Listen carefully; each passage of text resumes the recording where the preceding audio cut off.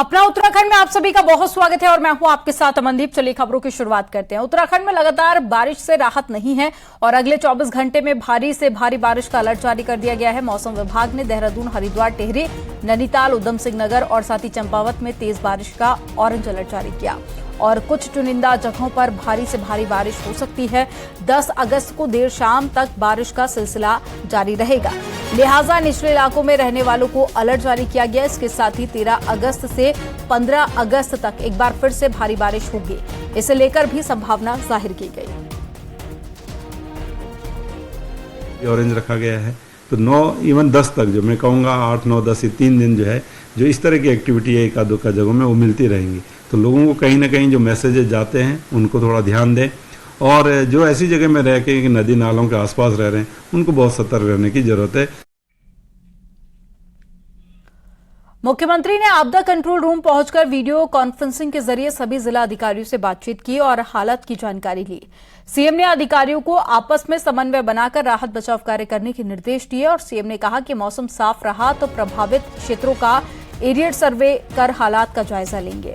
आपको बता दें कि बारिश के कारण पौड़ी, कोटद्वार, रुद्रप्रयाग, नैनीताल में हल्द्वानी और साथ ही उधम सिंह नगर, सितारगंज, खटीमा में भारी नुकसान हुआ है।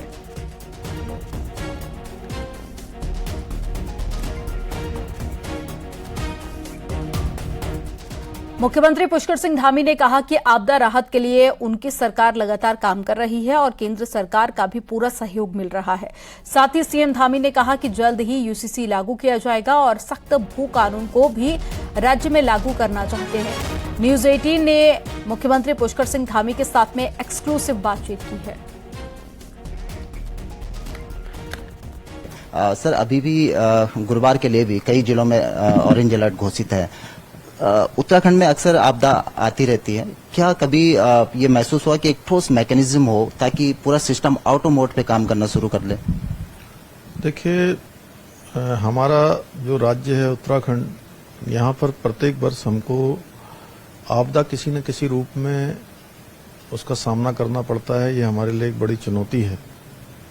इसके लिए हम लगातार हमारा आपदा प्रबंधन से जुड़े हुए लोग, सभी जिलों के लोग जो और अन्य संस्थाएं जो हमारे सहयोग के रूप में लगातार काम करती है, उसमें एसडीआरएफ हमारे राज्य की है, एनडीआरएफ है, आईटीबीपी है, उन सभी को एक ऑटो मोड में ही रखते हैं और लगातार आपदा का ये बरसात का मानसून का समय जब आता है तो पहले ही मैं लगातार सबके साथ बैठक भी करता हूं, बैठक भी की है।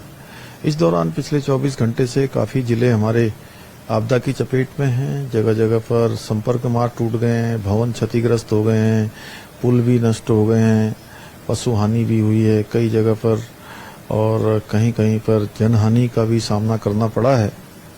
तो अभी तो सभी लोगों को यही कहा गया है कि सब लोग ठीक मौके पर रहें, लोगों की अत्यधिक जो भी सहायता हो सकती है अपनी तरफ से करने का प्रयास करें, आपदा प्रभावितों का हर प्रकार से साथ दें, उनकी सहायता करें और निकट भविष्य के लिए भी मैकेनिज्म बना रहे हैं। एक अच्छा आपदा प्रबंधन का संस्थान, मौसम विभाग की और सटीक जानकारियां हमको प्राप्त हों जिससे कि आपदा से होने वाले नुकसान को कम किया जाए, उसको न्यून किया जा सके। सर, हम देख रहे हैं कि केंद्रीय टीम भी लगातार निरीक्षण पे है, आंकलन कर रही है और डिजास्टर का कितना नुकसान यहाँ पर हुआ।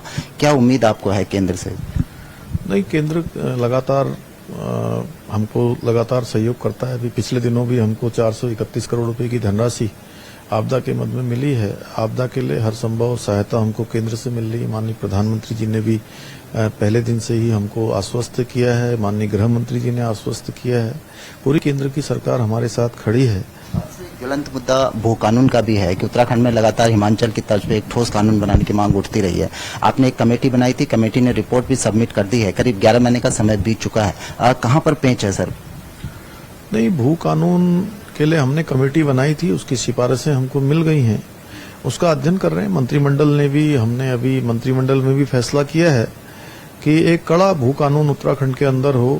जो प्रदेश के बाहर के लोग हैं, ऐसे लोगों के लिए जो है यहाँ पर एक वेरिफिकेशन की व्यवस्था, भूमि खरीदने से पहले उनकी पूरी पृष्ठभूमि जांचने का काम और कोई भी ऐसा संदिग्ध व्यक्ति उत्तराखंड के अंदर अपनी भूमि की खरीद न कर पाए, इसके लिए सभी व्यवस्थाएं की हैं। हम स्वयं इसके पक्षधर हैं कि एक कड़ा भू कानून उत्तराखंड के अंदर होना चाहिए, उसको हम लोगों ने सो मोटो लिया है।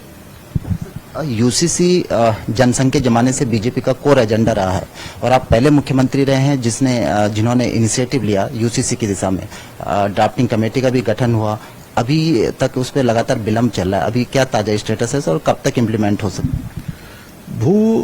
जो हमारी यूसीसी कमेटी है, यूसीसी कमेटी लगातार उसने काम किया है। 1 साल से भी ज्यादा समय उस कमेटी का हो गया है और 2,35,000 से भी ज्यादा लोगों से उन्होंने उनके विचार लिए हैं और मैं समझता हूं जल्द से जल्द हमको ड्राफ्ट मिलेगा और ड्राफ्ट मिलते ही हम उसको परीक्षण के बाद उसको लागू करने की दिशा में आगे बढ़ेंगे। लास्ट सवाल सर, अब बागेश्वर उपचुनाव का नोटिफिकेशन भी हो चुका है।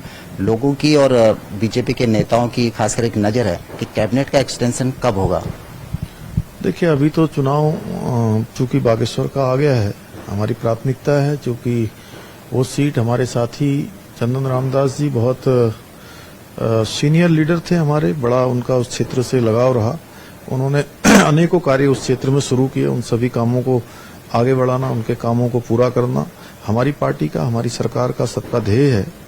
इसलिए हम लोग अभी चुनाव की तैयारी में हैं और चुनाव 8 तारीख को 5 को मतदान हो जाएगा, 8 को उसकी मतगणना हो जाएगी और उसके बाद चीजों को आगे बढ़ाएंगे।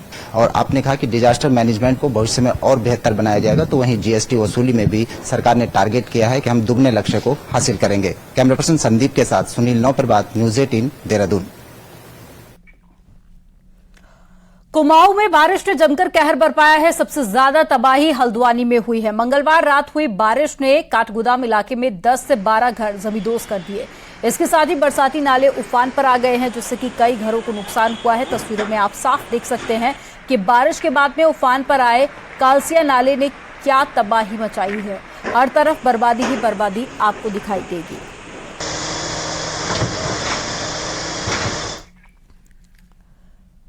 हजारों करोड़ रुपए खर्च करने के बाद भी पिथौरागढ़ टनकपुर हाईवे सुधर नहीं पाया है। बरसात में इस हाईवे पर सफर करना मौत को मात देने से कम नहीं है।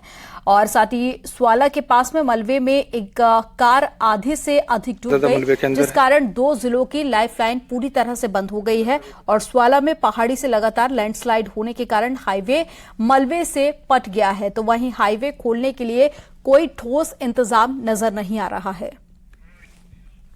लेकिन रात 1:30 बजे से फंसने के बाद भी अभी तक यहाँ पर एक पोकलैंड मशीन खड़ी है, एक्सकेवेटर जिसको हम बोलते हैं बेसिकली, वो खड़ा है, लेकिन उसके बाद भी अभी तक उसका ऑपरेटर यहाँ नहीं पहुंच पाया है। मामला ये है कि इतना बड़ा NH है और हमारे ठीक पीछे इस डायरेक्शन में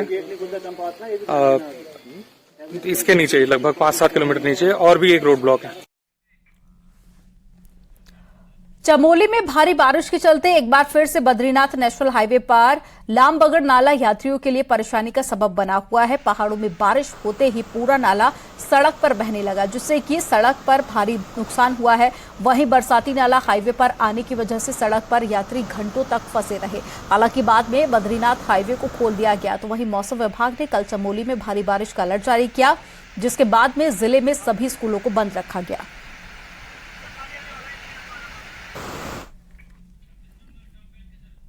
कोटद्वार विधायक और साथ ही विधानसभा अध्यक्ष रितु खंडूरी ने आज कोटद्वार में आई आपदा के बाद में बने हालातों का जायजा लिया। कोटद्वार के खोर नदी के तटीय इलाकों के साथ में मालन नदी से हुए नुकसान का भी उन्होंने जायजा लिया। इस दौरान में विधायक रितु खंडूरी ने पनियाली गदेरे से टूटी सुरक्षा दीवारों और साथ ही कोड़िया बस्ती में घरों के भीतर हुए नुकसान का भी जायजा लिया। साथ ही लोगों से मुलाकात की, उनकी समस्याओं को भी जाना। मलबा घर के अंदर दोनों घर पर है, कीचड़ तो आना ही है जब तक बरसात खत्म। कोटद्वार में इस बार की बरसात बड़ी मुश्किल बनकर आई है। उफान पर आई नदियों से बड़ा नुकसान पुलों को हुआ है और पुलिया और साथ ही पुष्टे टूटने पर 3 बड़े नेता बयानों से घिर गए। एक रिपोर्ट आपको दिखाते हैं।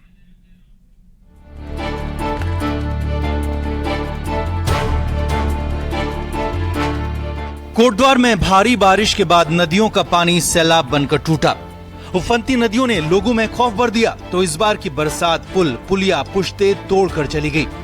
पहले मारन नदी का पुल टूटा, फिर पनियाली नाले का पुल टूटा। खो नदी में पुल का हिस्सा बह गया, जिस पर अब सियासत हो रही है।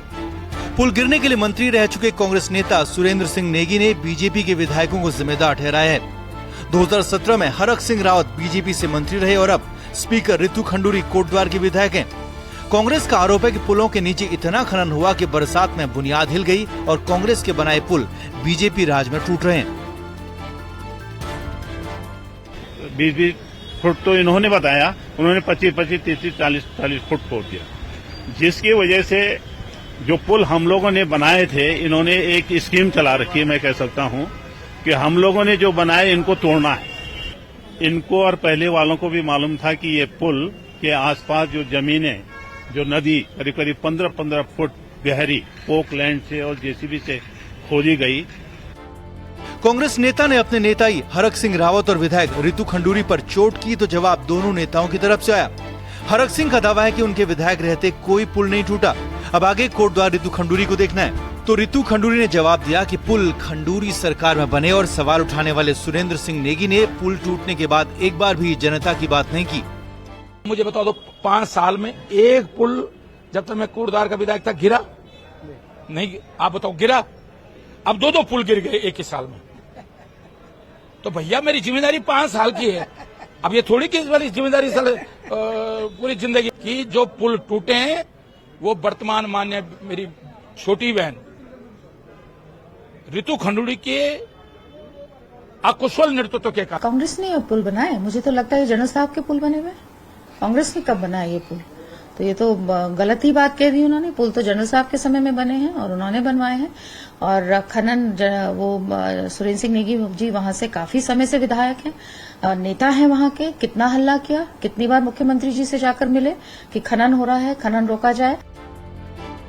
कोटद्वार में पुलिया पुश्ते टूटने से सबसे ज्यादा परेशान पब्लिक को होना पड़ा है। अफसरों के पेंच तब कसेंगे जब जांच होगी और तब तक बड़े बड़े नेता एक दूसरे पर शहर की बर्बादी का ठीकरा फोड़ते रहेंगे। कोटद्वार से अनुपम के साथ दीपांकर भट्ट, न्यूज़ 18 देहरादून। पिथौरागढ़ में बीआरओ के बुलडोजर के ड्राइवर की मौत हो गई है और रोड खोलते समय पहाड़ी से बोल्डर गिरा, जिसकी चपेट में बुलडोजर का ड्राइवर आ गया और उसकी मौत हो गई। मुंसियारी मिलन रोड खोलते समय थापा पुल के पास में हादसा हुआ था।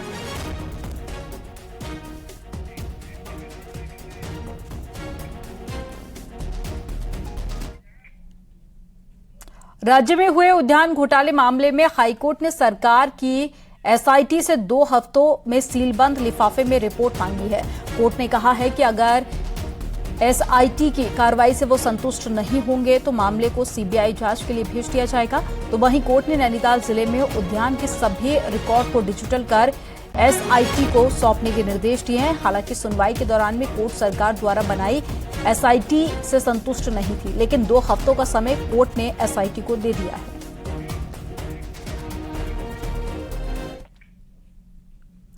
उत्तराखंड के बाजपुर में एसटीएफ ने अवैध हथियारों की फैक्ट्री का भांडाफोड़ किया। साथ ही एसटीएफ ने भारी मात्रा में अवैध तमंचों के साथ में ऑटोमेटिक पिस्टल, कारतूस, मैगजीन और साथ ही हथियार बनाने के औजार भी बरामद किए हैं। पुलिस ने 2 आरोपियों को गिरफ्तार कर लिया है। कुंडा पुलिस और एसटीएफ की कंबाइंड टीम द्वारा बाजपुर थाना क्षेत्र में अवैध असलाहों का बहुत बड़ा जखीरा और अवैध असलाहों का बड़ा फैक्ट्री का भांडाफोड़ हुआ है और कुल मिलाकर 2 अभियुक्तों की गिरफ्तारी हुई। यहां रुकेंगे एक छोटे से ब्रेक के लिए और ब्रेक के बाद आपको दिखाएंगे पहाड़ से जुड़ी हुई 10 बड़ी खबरें फटाफट अंदाज में।